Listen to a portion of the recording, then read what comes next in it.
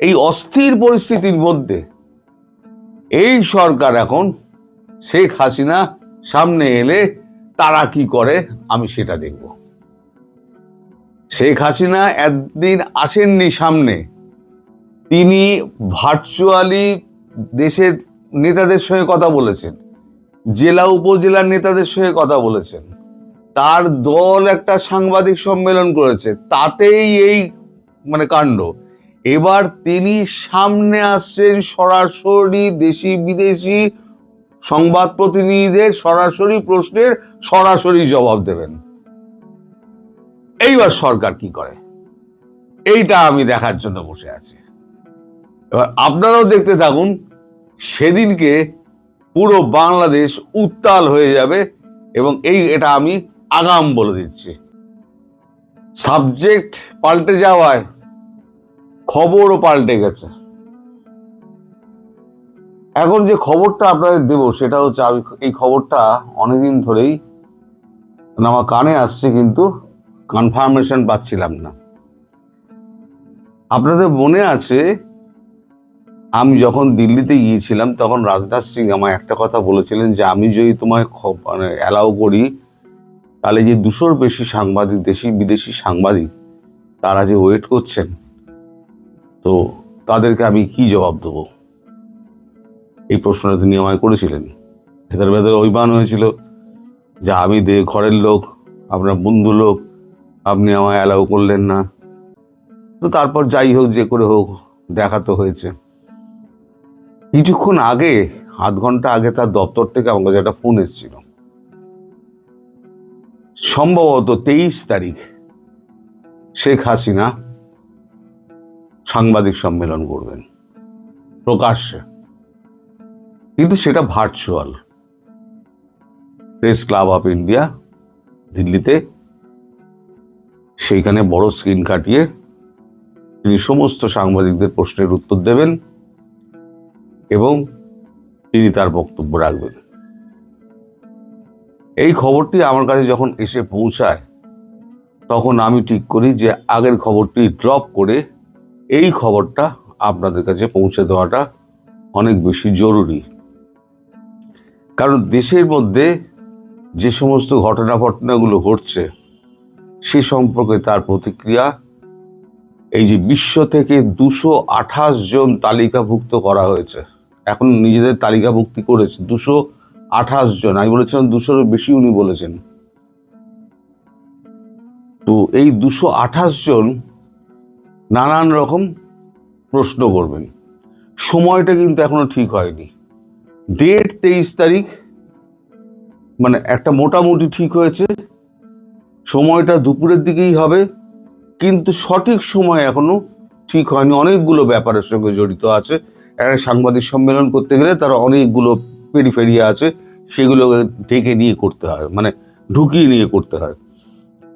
তো এর পারমিশন, ওর পারমিশন, তারপরে সমস্ত বিদেশি সাংবাদিক আছে। ইতিমধ্যে হয়েছে কি, দেশ বিদেশ থেকে আওয়ামী লীগের সৎ নেতা মন্ত্রীদের প্রধানমন্ত্রী শেখ হাসিনা ডেকে পাঠিয়েছেন। তারা সব বিদেশ থেকে আসছেন, দেশ থেকে আসছেন, এসে উপস্থিত হচ্ছেন। কালকের মধ্যে অথবা পরশুর মধ্যে তারা সবাই উপস্থিত হয়ে যাবেন। এখন আমাকে বলা হয়েছে যে যেহেতু আপনি প্রথম এসে অ্যাপ্রোচ করেছিলেন, তাই প্রতিরক্ষা মন্ত্রী বলেছেন আপনি যদি পারেন তাহলে আপনি ওই দিনকে আসবেন। কিন্তু 23 তারিখ, আজকে হচ্ছে 19, কালকে 20। আমাকে পৌঁছতে গেলে আমাকে 23 তারিখ সকালেই রওনা হতে হবে। কিন্তু আমার এখানে যা কাজ আছে সেই সমস্ত কাজকর্ম সেরে আমার 23 তারিখে ওখানে উপস্থিত হওয়াটা একরকম মুশকিলের ওপরে মুশকিল।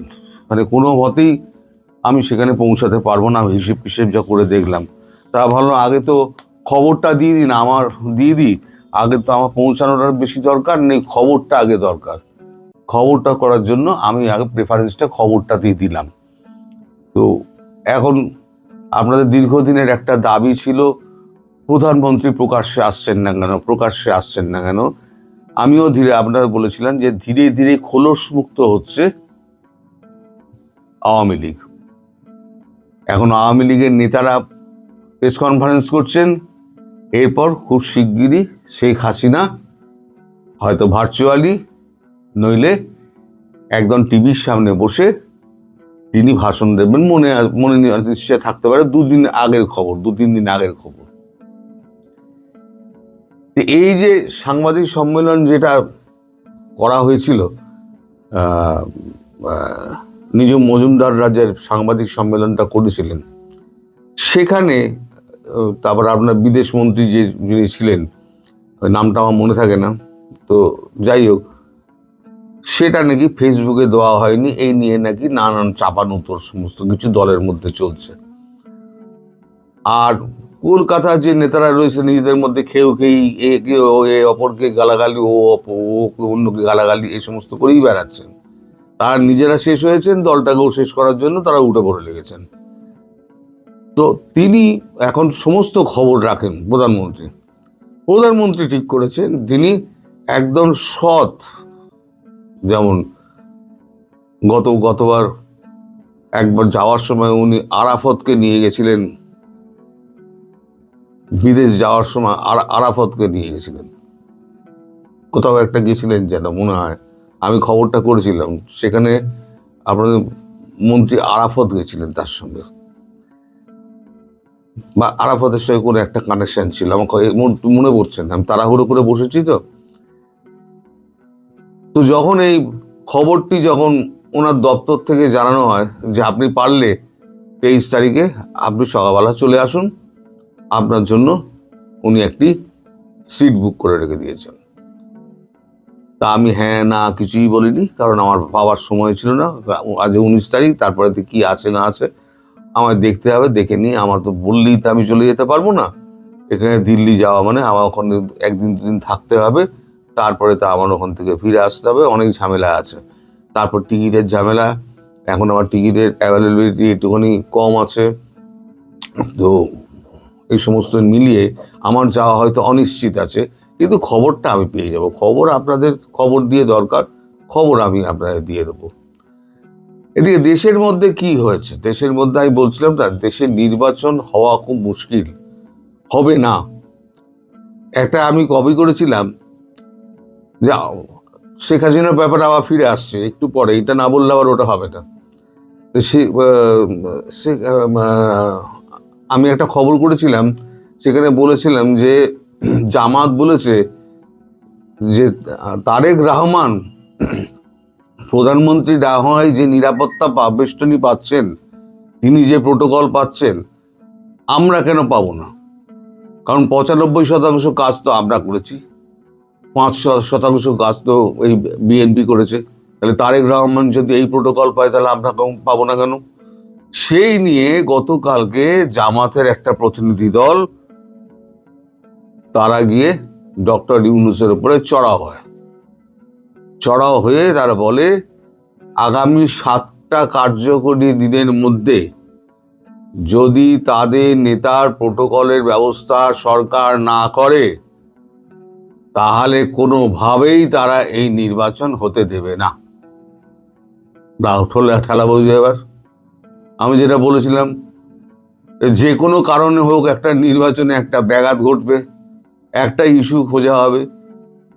এখন জামাত জানে যে আমি যাই করি না কেন, যদি এই ফাঁকা মাঠে বিএনপি আর তিনি খেলেন জামাতের আমির, তাহলে তিনি মানে জামাতের আমির 10 গোল খেয়ে যাবেন, কারণ ভোটের শতাংশ তাদের থেকে ভালো কেউ জানে না। এই অবস্থায় এখন ইউনূস পড়েছেন প্যাচে। ইউনূস কি করবেন? এখন কত লোককে কত গার্ড দেবেন? এখন জামাতের আমিরকে গার্ড দিলেই আবার সঙ্গে সঙ্গে যে দ্বিতীয় যে আমির রয়েছে সে এসে বলবে আমি ছোট কি আছে, আমাকেও দিতে হবে। এইভাবে সংখ্যা বাড়তে থাকবে। এটা ইউনূসের পক্ষে একটা ভীষণ জ্বালার ব্যাপার। এই নিয়ে একটা ব্যাপার চলছে, মানে গন্ডগোল চলছে। এদিকে খলিলুর রহমান আজকে আবার চীনের সঙ্গে, তিনি চীনের রাষ্ট্রদূতের সঙ্গে কথা বলেছেন। সেটা হচ্ছে তিস্তা ব্যারেজকে উন্নয়ন করা নিয়ে। মানে যেটা আমেরিকা বারণ করেছিল সেই দিকে আবার যাচ্ছে, আমেরিকাকে আর উপেক্ষা করছে। এবার ইচ্ছে করে ইউনূস যেমন পায়ে পা দিয়ে ভারতের সঙ্গে ঝগড়া করেছিল, এবার আমেরিকার সঙ্গে ঝগড়া করতে চাইছে যে তুই তো হয়তো স্থান দিবি না, আমায় জায়গা দিবি না, আমায় ত্যায্য করেছিস, আমিও তোকে ত্যায্য করলাম, তোর কোনো কথা শুনবো না। তা এখন আমি মরবো, তারপরে তো আমি শেষ দেখে মরবো, এরকম করে দেশটাকে আমি একদম ধ্বংস করে দিয়ে যাব। তো চায়নাকে আবার ডাকার জন্য খলিলুর রহমানকে পাঠানো হয়েছিল। খলিলুর রহমান আজ সকালবেলা গেছিলেন, 8টা থেকে 8টা 35 অব্দি খলিলুর রহমানের সঙ্গে চায়নার রাষ্ট্রদূতের সঙ্গে একটা মিটিং হয়েছে। আচ্ছা, এর মধ্যে 14ই জানুয়ারি রাতে গুলশান এলাকায় যখন তারেক রহমান ফিরছিলেন, সেই সময় সমস্ত মানে নিরাপত্তার বেষ্টনী ভেঙে একটা মোটর সাইকেল তার ভেতরে ঢুকে যায়। ভেতরে ঢুকে একটা ওই গাড়ির পাশ দিয়ে যাওয়ার সময় একটা খাম সেটে দিয়ে চলে যায়। এই খামের মধ্যে কি আছে সেটা নিয়ে এখন তারেক তারপরে বলেন যে আমাকে খামটা দিন। খামটা নিয়ে তারেক খুলেছে, তারেক তার মধ্যে কি লেখা আছে সেটা নিয়ে কিন্তু কৌতূহলের শেষ নেই। অনেকে বলছে, দুর্মুখেরা বলছে, আমি বলছি না, দুর্মুখেরা বলছে সেখানে নাকি সাবধান লেখা আছে। এখন কে লিখলো লাল অক্ষরে সাবধান, কেন লিখলো, মানে কোন উদ্দেশ্যে লিখলো, সেসব কিন্তু কিছু লেখা নেই। দুর্মুখেরা বলছে, আমি বলিনি, তারা বলছে। এই অস্থির পরিস্থিতির মধ্যে এই সরকার এখন শেখ হাসিনা সামনে এলে তারা কি করে আমি সেটা দেখব। শেখ হাসিনা একদিন আসেননি সামনে, তিনি ভার্চুয়ালি দেশের নেতাদের সঙ্গে কথা বলেছেন, জেলা উপজেলার নেতাদের সঙ্গে কথা বলেছেন, তার দল একটা সাংবাদিক সম্মেলন করেছে, তাতেই এই মানে কাণ্ড। এবার তিনি সামনে আসছেন, সরাসরি দেশি বিদেশি সংবাদ প্রতিনিধিদের সরাসরি প্রশ্নের সরাসরি জবাব দেবেন। এইবার সরকার কি করে এইটা আমি দেখার জন্য বসে আছি। এবার আপনারাও দেখতে থাকুন, সেদিনকে পুরো বাংলাদেশ উত্তাল হয়ে যাবে এবং এটা আমি আগাম বলে দিচ্ছি।